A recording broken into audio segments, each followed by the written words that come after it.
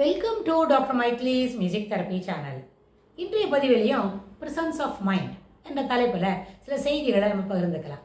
இந்த prisons of mind என்ற சொல்கிற வார்த்தை எந்த நேரத்தில் எப்படி நம்ம பேசணும், எப்படி பழகணும், எப்படி நம்ம சொல்ல வந்த செய்திகளை தெளிவாக சொல்லணும், அது பொறுத்து தான் அந்த ப்ரிசன்ஸ் ஆஃப் மைண்டை அமையும். ப்ரிசன்ஸ் ஆஃப் மைண்டை சொல்கிறத பொறுத்து தான் அந்த செய்திகள் சிறப்பானதாகவும் அமையும். ரெண்டுமே அதுக்கு ஏற்புடையது தான். ஆனால் இந்த ப்ரிசன்ஸ் ஆஃப் மைண்டை சொல்கிறதுக்கு என்ன பண்ணணும்னு சொன்னால், முதல்ல நிறைய விஷயங்களை நம்ம கூர்ந்து கவனிக்க தெரியணும். நிறைய விஷயங்களுக்கு நம்மளுக்கு பேச தெரியணும். செய்திகளை அக்குமுலேட் பண்ணிக்கணும். இந்த செய்திகளை அக்குமுலேட் பண்ணிக்கணும், நிறைய விஷயங்களை தெரிஞ்சுக்கணும். Should have the exposure to many things அப்படின்ற அந்த வார்த்தையை நம்ம எல்லா இடத்துலையும் அதை பயன்படுத்திக்க வேண்டும். அப்புறம் மைண்ட்ஃபுல்னஸ் அப்படின்னு ஒரு வார்த்தையை சில பகுதிகளாக நம்ம என்ன அதை பற்றி பேசிக்கிட்டே வரோம். அதாவது what is available immediate environment. இப்போ நம்ம ஒரு ஹாலில் இருக்கிறோம், இல்லை நம்ம ஒரு ஃப்ரண்ட் ஆஃபீஸில் இருக்கிறோம், அது மாதிரி சொன்னால் எங்கே இருக்கிறோமோ அந்த இடத்துல என்னெல்லாம் இருக்குது, அதாவது அந்த கூர்ந்து கவனிக்கிற ஒரு பழக்கத்தை நம்ம வளர்த்துக்கணும்.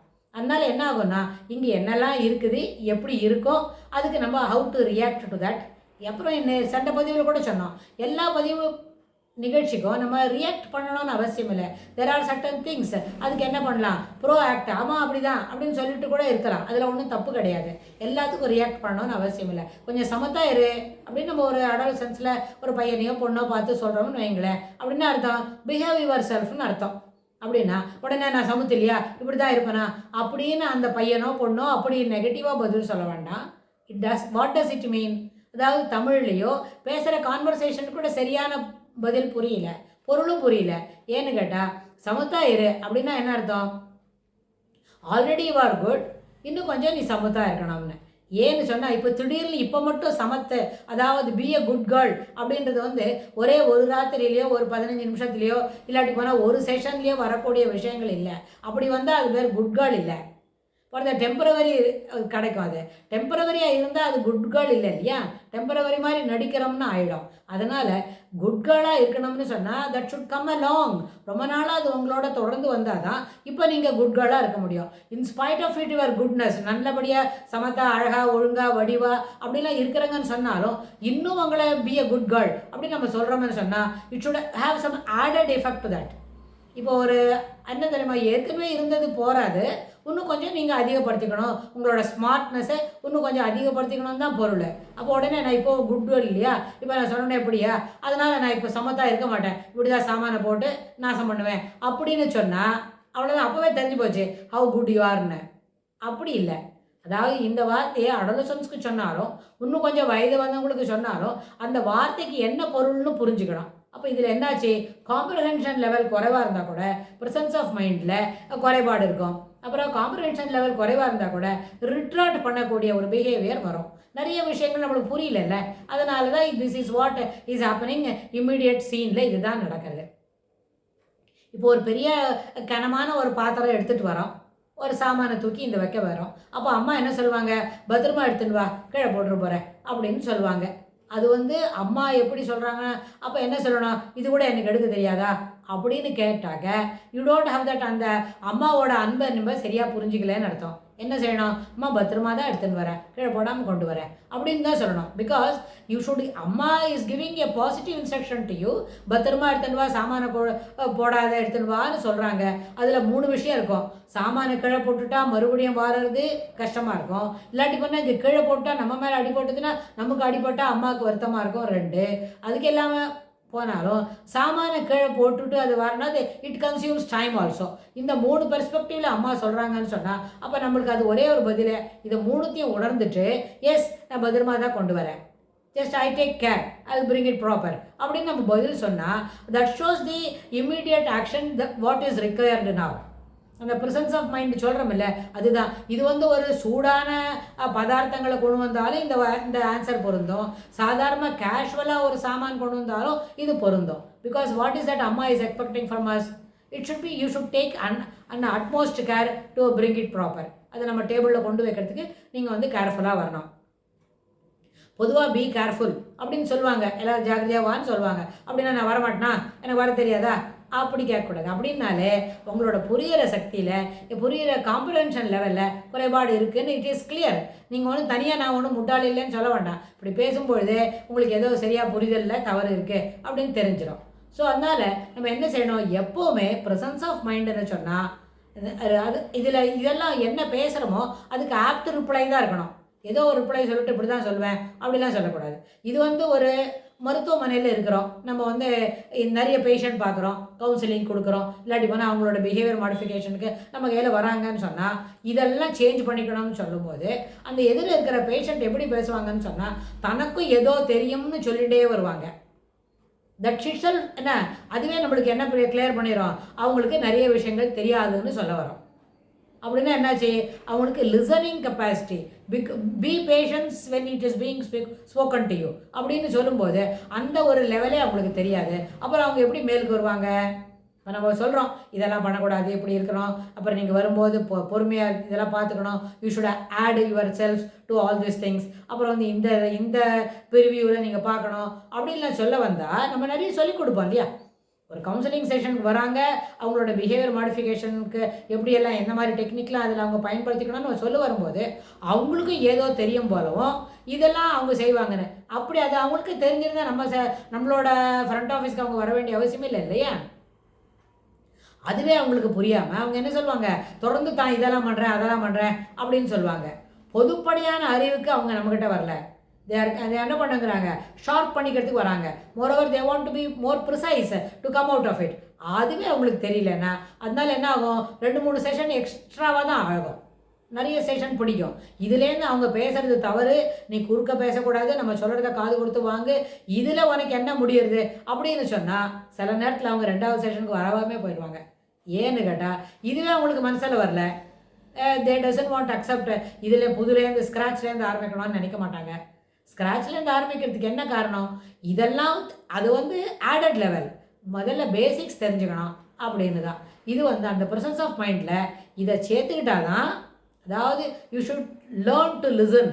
முதல்ல பி ப்ரியாரிட்டைஸ் அண்ட் வாய்ஸ்ன்னு ஒரு வார்த்தை சொல்லுவோம் இல்லையா, அதில் அந்த ப்ரியாரிட்டைசிங் எஃபெக்ட் எங்கே வரணும்னா முதல்ல காது கொடுத்து செய்தியை வாங்கணும். நமக்கே எல்லாம் தெரியுமா இருந்தால் நம்ம இங்கே வர வேண்டிய அவசியமே இல்லையே. We don't have any problem. Why do you come and sit before a psychologist? Not at all required. வந்திருக்கவே வேண்டாம். ஆனால் வந்துட்டோம் என்ன சொன்னால் வந்ததை இதெல்லாம் குறைபாடு இருக்குன்னு அவங்க கண்டுபிடிச்சிருப்பாங்க.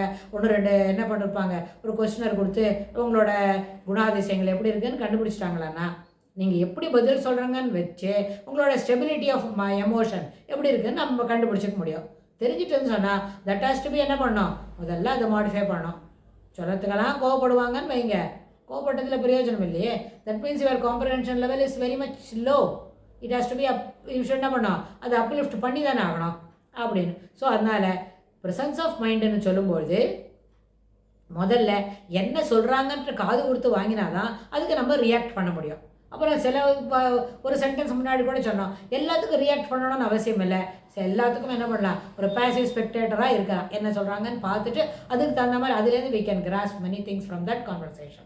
That is also possible. அந்த மாதிரி இன்னொன்று ஒரு இடத்துக்கு போகிறோம், ஒரு இடத்துக்கு போய் ஏதோ ஒரு செய்தியை பார்க்க போகிறோம் அப்படின்னு சொன்னால் அந்த செய்தியை பார்த்த உடனே அது தனக்கும் தெரியும்னா we are also attached to it அப்படின்னு நம்ம எக்ஸ்பிரஸ் பண்ணிக்க வேண்டிய அவசியம் இல்லை.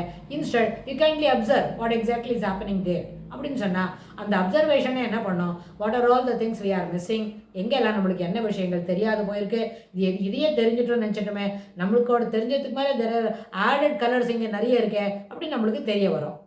அது இந்த ஆடட் கலர் நம்மளுக்கு தெரிய வரும்னு சொல்கிற வார்த்தை ஒரு சோஷியல் கெட் டுகெதரில் மட்டும் இல்லை, ஒரு கிளாஸ் ரூமில் மட்டும் இல்லை, எல்லா ஆங்கிள்லேயும் எல்லா பெர்ஸ்பெக்டிவ்லையும் இதை நம்ம பார்த்துக்க முடியும். ஒரு கிச்சனுக்கு போகிறோம், ஏதோ ஒரு புதுசாக ஒரு டிஷ் பண்ண போகிறோம் அப்படின்னா அந்த புதுசாக பண்ணுற டிஷ்ஷு இப்போ தான் இல்லை, அது இன்னொரு பெர்ஸ்பெக்டிவில் பண்ணுறாங்க அப்படின்னா அது இன்னும் கூட சிறப்பாக இருக்கும், அது இன்னும் கூட ரொம்ப செம்மை வாய்ந்ததாக இருக்கும். அப்படின்னா அது வரைக்கும் நம்ம அதை பார்த்தா தானே தெரியும், நமக்கு ஒரு பாதி அளவுக்கு தெரியுமா இருக்கும். That it self is good அப்படின்னு நம்ம நினச்சிருக்கிறோம். ஆனால் there may be added features coming in to that அப்படின்னா அந்த ஃபீச்சர்ஸையும் சேர்த்து அந்த சப்ஸ்டான்ஸையும் அதில் பார்த்துட்டோமான அந்த டிஷ் என்ன இருக்கும், இன்னும் கொஞ்சம் ரொம்ப நல்லாவாக இருக்கும், டேஸ்டியாக இருக்கும், இல்லை பார்க்குறதுக்கு நல்லாயிருக்கும், அதில் இன்னும் நிறைய எல்லாமே இருக்கும் இல்லையா. அந்த எல்லா பெனிஃபிட்ஸும் அதுலேருந்து கிடைக்கும்னா ஃபார் தட் பர்பஸ் என்ன இருக்கும், observation is basic to develop your self. இப்போ நம்ம சொல்கிறோம் நம்மளுக்கு ஏற்கனவே தெரிஞ்சிருச்சுன்னு சொன்னால் அவங்க இன்னும் நிறைய சொல்லிக் கொடுக்க வந்தாங்கல்ல, அப்போ அவங்க பாதியில் நிறுத்துறதுக்கு வாய்ப்பு இருக்குது. அப்புறம் அவங்க நம்மளுக்கு குறைபாடு தெரிஞ்சதுக்கே பாரு இப்போ கொஞ்சம் பாதி தான் தெரியும், அதுக்கே இவங்க இப்படி பேசுகிறாங்க அப்படின்னு நம்மளுக்கு இன்னொரு அடியில் அண்டர்லைன் வந்துடும். ஸோ அதனால் எப்போவுமே எந்த கான்வர்சேஷன்லையும் பி எ லிசனர். அதுக்கப்புறம் நீங்கள் பதில் சொல்கிறது ரொம்ப விதத்தில் சௌரியமாக இருக்கும். இது ஒரு பிகினருக்கும் இந்த இன்ஸ்ட்ரக்ஷன்ஸ் ஏற்புடையதாக இருக்கும். கொஞ்சம் வளர்ந்துட்டோம், வேறு எங்கேயோ ஒரு புது இடத்துல போய் ஒரு கான்வர்சேஷன் பார்க்க போகிறோம் அப்படின்னா அங்கே நம்ம என்ன பண்ணலாம், என்ன சொல்கிறாங்கன்னு கேட்கலாம். இதில் என்ன நினைப்பாங்க, இப்போ இருக்கிற ஏஜ் குரூப்பில் ஒரு மிடில் அடல்ட்ஹுட்லேயோ இல்லை லேட் அடோலசன்ஸில் இருக்கிற பசங்க என்ன நினைப்பாங்கன்னு கேட்டால், அது தாங்களுக்கு ஏதோ ஒரு பீலிட்லிங் அவர் செல்ஃப் அப்படின்னு நினைப்பாங்க. No not at all that. ஒரு அம்மா ஒரு குழந்தைய பார்த்து சமத்தாயிருன்னு சொன்னால் தன் குழந்தைய அவங்க ஏன் தவறாக நினைக்க போகிறாங்க? இல்லை, you try to be more good. You're already good, இன்னும் கொஞ்சம் நல்லா பையனாயிரு, இன்னும் கொஞ்சம் திருத்திக்கோ, ரிஃபைன் பண்ணிக்கோ அப்படின்னு தான் அர்த்தம். ஸோ அதனால் இந்த ப்ரெசன்ஸ் ஆஃப் மைண்ட் இருக்கணும். ப்ரெசன்ஸ் ஆஃப் மைண்டில் we should exhibit ourself proper.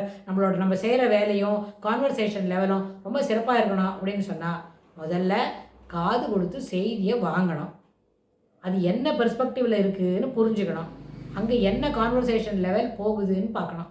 அதுக்கப்புறம் தான் நம்மளுக்கு தேவையானால் நம்ம அந்த இடத்துல என்ன பண்ணலாம், நம்மளோட கமெண்ட்டை சொல்லலாம். இது நம்மளோட ஃப்ரெண்ட்ஸும் இன்பிட்வீன் ஃப்ரெண்ட்ஸும் இது ஏற்புடையது தான், இன்பிட்வீன் ரிலேட்டிவ்ஸும் இது ஏற்புடையது தான். நம்மளை கேட்டால் தான் சொல்லணும்னு சொன்னால் அப்போ we are moving away from them. அப்படி இல்லை, பாருங்கள், இருங்க, அதுக்கப்புறம் இது மாதிரி I want to give my opinion also அப்படின்னு சொல்லி நம்ம சொல்லிக்கலாம். It is really good. Definitely அது எல்லாரையும் அட்ராக்ட் பண்ணோம். ஆனால் ஒன்று எங்களுக்கே எல்லாம் தெரியும்னு சொல்லிட்டாங்களே, ஓகே தேங்க்யூ அப்படின்னு சொல்லிக்கலாம். அந்த மாதிரி மைண்ட் செட் இருந்தால் அந்த இடத்துல நம்ம பேசாத கூட இருக்கலாம், எதுவுமே நஷ்டமாகாது. இது we will not be losing anything. நம்மக்கிட்ட நிறைய செய்தி இருக்குது, கேட்டால் சொல்லிக் கொடுப்போம், இல்லை அது பண்ணால் இல்லை, அப்படி தான் இருக்கணும். அதனால் சொல்லி கொடுத்துட்டு போகிறது அவங்க அதை ஏற்றுக்கலைன்னு சொல்லனா அவங்களுக்கே தே வில் பி அங்கே அவங்களுக்கு தான் அது நஷ்டமே தவிர நம்மளுக்கு எதுவும் இல்லை. அந்த ஒரு ஃபஸ்ட் லெவல் இருக்கே, ஃபஸ்ட் பர்சன், அவங்களுக்கு எப்போவுமே என்ன இருக்காது, லாஸ்ன்ற வார்த்தையே இருக்காது. ப்ரெசன்ஸ் ஆஃப் மைண்டு தான். கேட்கறதுக்கு தயாராக இருந்தால் தான், காது கொடுத்து செய்திகளை கேட்கறதுக்கு தயாராக இருந்தால் தான் நம்ம என்ன பண்ணணும், எக்ஸ்ப்ரெஸ் பண்ணுற வார்த்தைகளுக்கு ஒரு மீனிங் இருக்கும். ப்ரெசன்ஸ் ஆஃப் மைண்டுன்னு என்ன, கொடுத்த நேரத்தில் சொல்கிற செய்தியை சிறப்பாக எக்ஸிபிட் பண்ணணும், சிறப்பாக அதுக்கு உண்டான பதில் சொல்லணும், சிறப்பாக அதை செய்து காட்டணும். இது எல்லாமே ஏற்புடையது தான். ஆல் திஸ் இந்த எல்லா பெர்ஸ்பெக்டிவ்லையும் இருந்தால் தான் அது ப்ரெசன்ஸ் ஆஃப் மைண்டுன்னு சொன்னால், for that we are suppose to cultivate that habit of listening அப்படின்னு சொல்லி இந்த பதிவை நம்ம நிறைவு செய்கிறோம். இதுக்கு தொடர்புடைய செய்திகளை வரப்போகிற பகுதிகளிலும் பார்க்கலாம். தேங்க்ஸ் ஃபார் வாட்சிங்.